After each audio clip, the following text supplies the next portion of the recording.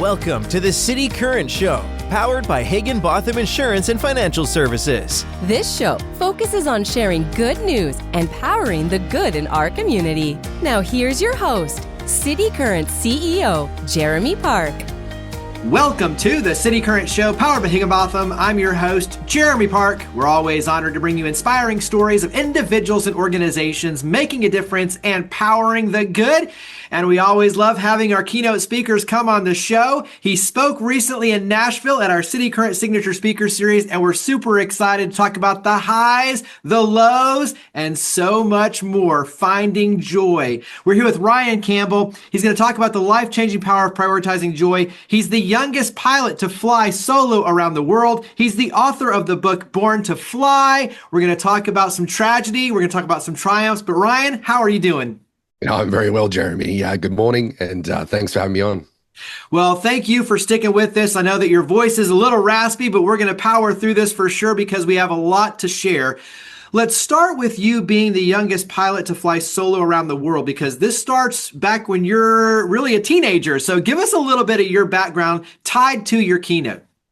Absolutely. And you are right. So I appreciate everyone putting up with the voice. It's been a big week of keynotes and travel and waking up like this morning. But it's been an incredibly wild journey over the last 12 years. And it did indeed start with flying solo around the world. But what that really stemmed from was discovery of a passion at a young age, and that was flying airplanes. And then the pursuit of that passion at a really young age, 14 years old, working after school and saving up my money, and every 2 weeks taking a flying lesson, and the desire to want to fly an airplane solo by myself on the very first day that I was legally allowed to do so. So the day that I turned 15. And there was something about that pursuit of a goal with a timestamp on it that was intriguing. And then when I achieved it, it was really fulfilling. And I kind of replicated that over and over again at 16, 17, and 18 as I finished my licenses, became a commercial pilot, and then at 17 years old had this ridiculous idea. As a normal Aussie kid from a normal Aussie family, had this idea to, hey, can we break a Guinness World Record, and can we do something that's never been done before at this age? And it sparked 2 years of planning, training, preparing, fundraising, and as a normal Aussie kid, becoming a proficient enough pilot to fly solo around the world, but then as a family, building a team and fundraising $250,000. And honestly, getting to the start line was enough of a challenge itself. So 19 years old and a big old adventure, 24,000 miles, 35 stops, 15 countries, all the way around the world, and an adventure that changed my life for sure.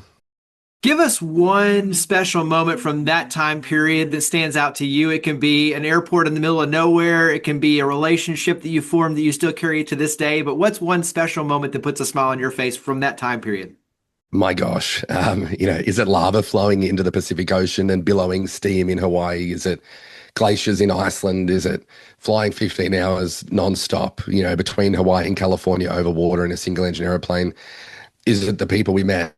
Is it the team we created? Is it the kind of fellowship that came from the followers, the community, and the joy they pulled from following the adventure? I have no idea. I really don't. But one thing that stands out to me is that we did this as a team. And I know that sounds so cliche, but when I deliver a keynote, I say, we took off and we landed and we flew here, we did this, we broke a record, and everyone gets confused and says, hey, weren't you the only person in the airplane? Like, that was the point of the record. And I always say, yeah, you're right. But, we built a team, and a team of some of Australia's most famous names and incredible adventurers and wonderful supporters. And it was a team that helped me achieve something that had never been done before, but it was a team that also went on to cradle me when I ended up in a very different chapter of my life. So, there's no one moment on the round the world flight that I would pick out, but I would say that feeling of succeeding in a group, even though I was, in something that was so solo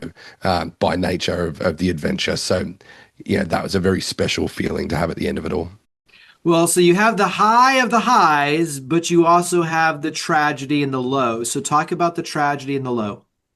Yeah, we deliver the keynote, and the one line I share is there's nothing worse in the world than ego or manufactured drama. And I don't tell the stories of writing a book or meeting Prince William or shaking the hand of a man who walked on the moon or being named one of Australia's 50 greatest explorers.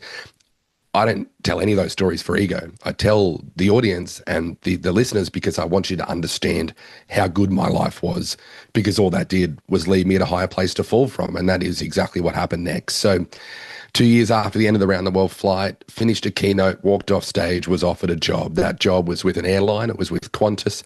That was my dream job since I was a young kid. Turned it down. Surprisingly, I didn't want to go and fly airliners at 21 years old. I was too young. I wanted to fly fun airplanes and old airplanes and build unique experiences ultimately before driving the bus for the rest of my career. And that led to an opportunity to fly a vintage airplane built in the 1930s. It was 2 seats, open cockpit, beautiful old airplane. And we'd fly up the beach. We'd do aerobatics. I'd take one person for a ride at a time. Every time I deliver a keynote, I struggle to get this story out. So with the time constraints today, I'm just going to punch through it.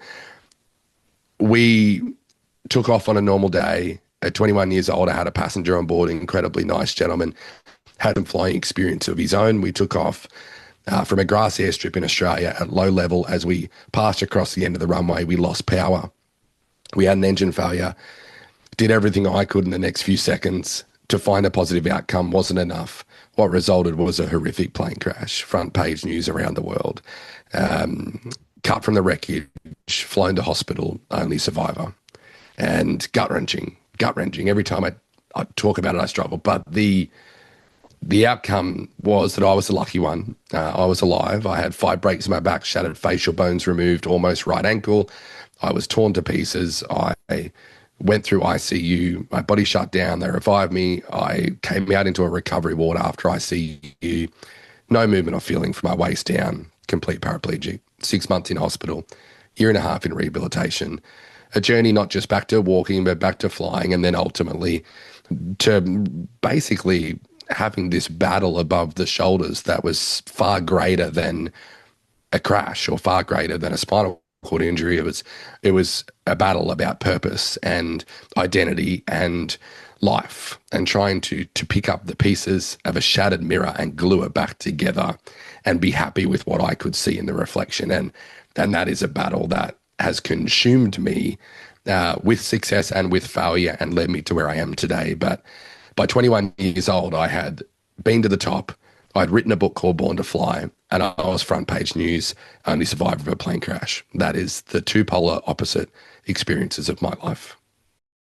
Memphis and some of the storylines with Tennessee kind of play into this a little bit, but when you talk about something sitting in your driveway, a 1960s pink Cadillac named Flo, this also is a major part of your keynote, and for a very good reason. And so talk about that aspect of finding joy in this different through line that starts to be created. Oh yeah, the twists and turns of flow is something that always gets everyone. I went to the high, number one bucket list item. I went to the low.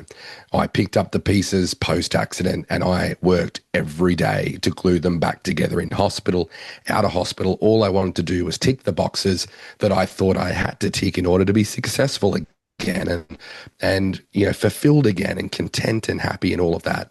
And by gosh, I ticked boxes. I was walking, flying. I moved to America.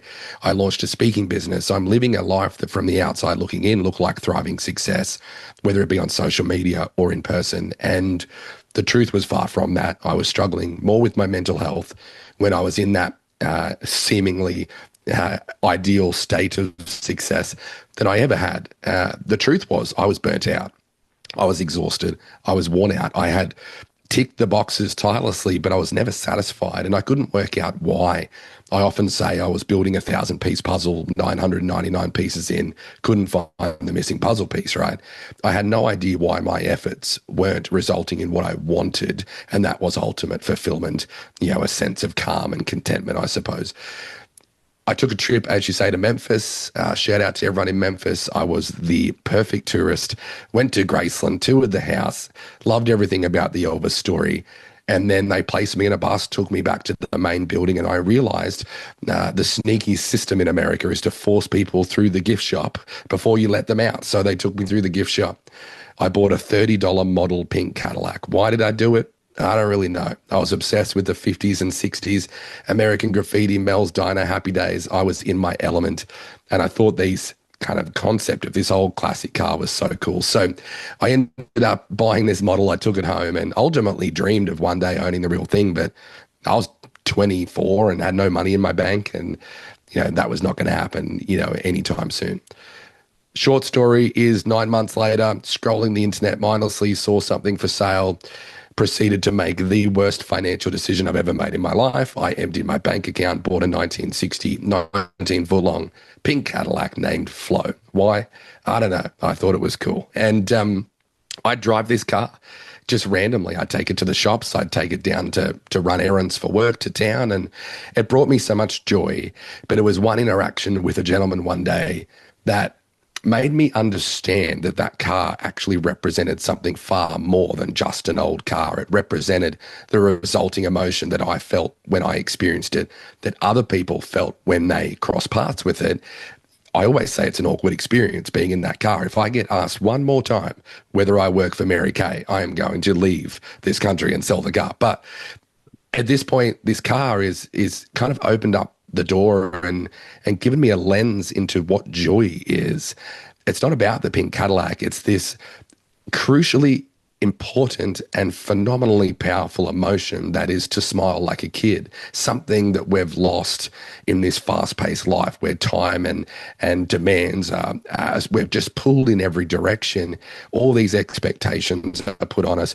All these things are placed on glistening billboards, all these things we apparently need in order to be happy.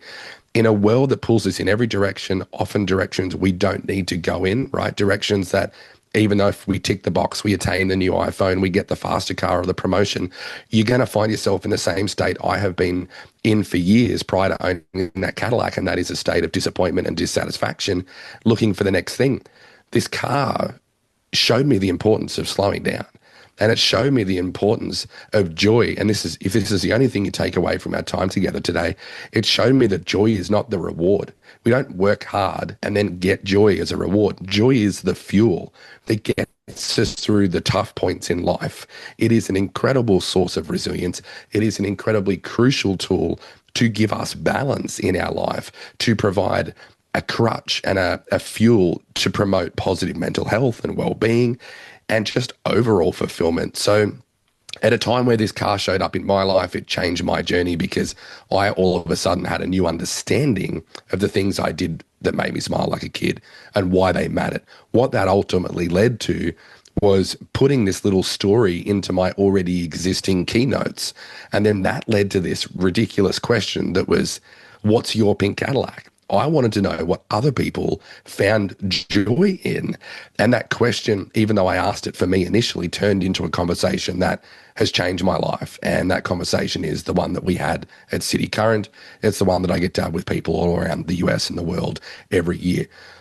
Ultimately, that car has allowed me an opportunity to meet people, to find out what it is that brings them joy, but more than anything, to help other people conduct a joy audit, to make sure they slow down enough to assess where their time is spent, to reclaim time lost to all these pressures, expectations, and influences, and then allow them to align that reclaimed time with what matters to them, their pink Cadillac moments. And what we're doing ultimately is allowing people to step back, encouraging them to show up better, not just at work, not just say the culture of an organization, but as a mum, dad, brother, sister, friend. So the car that changed my life, that gave me purpose, that showed me what truly matters in this journey, has now become the center point of what I believe to be one of the most, if not the most crucial conversations that we can possibly have around mental health, well-being, balance, and burnout. Obviously, we want everybody to see your keynote and experience it because you dive in, obviously in a great level of detail and much deeper into these topics. Give us one. You mentioned a JOY audit. So give us one, the first one that kind of pops into your head as a tip, a recommendation to find more joy. Because I know one of the questions you ask is, when you talk about what creates joy, what do you find joy in? And for many people, it's, my kid playing piano. It's very simple things. And so talk about the power on your end of one or two just tips to help us be more intentional with finding joy. Yeah, so a couple of things. So we have a slide that I love, and it says, what if I told you that you already have exactly what you need in order to live the most fulfilling, amazing existence? It just happens to be hidden behind all of the other things we're led to believe are a higher priority. right? So what if we already have what we need? What if the grass isn't greener? What if satisfaction, fulfillment's not actually in the next transaction? What if we already have it? So that's a very intriguing place to take yourself as a thought exercise. And then that kind of raises a question. Well, okay, if we already have this stuff, what do we need in order to turn it into what it already is in my life, into the fuel that I need to find myself more satisfied or more, improve my mental health or well-being? What we need is a fresh understanding of why this stuff matters. We can't change anything in life without a fresh understanding of, in some way, right? A new angle, a fresh perspective. That understanding of prioritizing joy and why joy matters is actually what leads to permission, allows us to take the time, which really is taking something we're led to believe is selfish, prioritizing ourselves, makes it essential. That leads to prioritization, which is action. That leads to positive change. Stepping back ultimately allows us to show up better. I'll give you the 5 steps of the JOY audit really quickly. It's assess, understand, design, implement, and tether. I want every single person on the call right now to think about the very thing it is, assess their life, answer the question, what's your pink Cadillac? What's the one thing that brings you joy? I'll tell you it's a hobby, it's an interest, or it's a simple pleasure. And we've asked hundreds of thousands of people and we have a database of answers. And I can tell you that the data will tell really it's a simple pleasure, right? We have hobbies, we have interests, but the majority of our answers are simple pleasures. A morning cup of coffee, a little bit of time watching your favorite TV show with your husband or wife, an opportunity to walk by the river with your kids, maybe take them for a quick fish or whatever. Having those little simple pleasure moments is critical. But what's more important is understanding and being present in the moment, knowing why that moment matters, being present enough to put down distractions, focus entirely on it, and then understand that it is an incredible fuel that is doing a whole lot of positive good in providing balance and allowing you to show up better. So I would encourage everyone to think about that understanding and why, if you want to change your life, if you want to allow these moments to really allow you to show up better, you have to really think first off why joy matters, and then ultimately just assess what you currently have. From that point on, it's a matter of getting to understand why it matters and then designing a life to remove distractions and create an environment where joy can show up easily, and then implement. It's about action. No one's going to do it for you. And then it's about tethering.